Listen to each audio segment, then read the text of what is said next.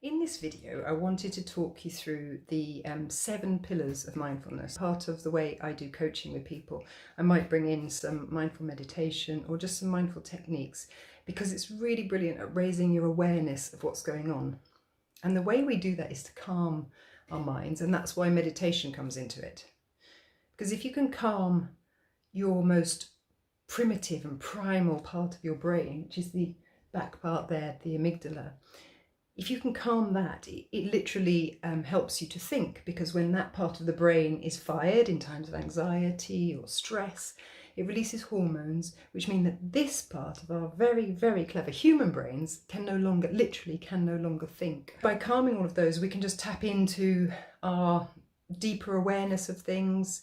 We can heighten those stages of awareness and get more insight. And then we can just think of logical problems, because all of us are very capable of that. So underlying all of mindful practice are the ideas of kindness and compassion. So with anything you approach, whether that's your job, your partner, your family, your friends, even just doing a task, and certainly yourself, if you approach that with kindness and compassion, that's just a given. Then with these pillars, if you apply them to the meditation, what will happen is that those will become such an integral part of the way you do stuff, then that will gravitate out. So all of these pillars then can apply to life in general.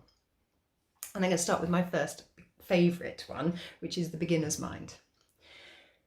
So anytime you're meditating, and therefore every time you're doing anything, if you approach it as if with the mind of a beginner, and when mind of a beginner, I often say, think of a child.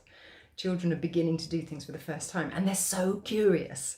So the first time they discover that they can bang something, or that if they hit a mobile it goes round, or if they cry they get attention, any of those things, that beginner's mind will help have a curiosity, and therefore that interest in whatever it is you're doing keeps our minds very focused and busy, which means that distracting thoughts and worries and stresses actually don't have much room to come in.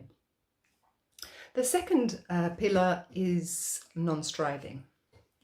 So often when we start on a task or we set ourselves a challenge, we'll be striving towards an end goal. With meditation, you'd say, I can only meditate if I do it for an hour or even 10 minutes. And if I can't do it, then what happens? Then there's lots of internal chatter about not being good at it, failing at it, not being the right thing for me, as opposed to just saying, okay, well, whatever happens today happens. But my intention is to sit down for 10 minutes. The next one is non-attachment. And non-attachment means to thoughts. Within meditation, it refers to your thoughts. And I'll often talk about thought coming in and then out of your mind. You can put a visualization with that of a cloud coming in and out, or a leaf on a river going down the river and then floating away. So the non-attachment is to that thought within a meditation. And alongside that comes the other pillar, which is acceptance. So the acceptance that thoughts will come. We will fall into patterns of behaviour we don't like.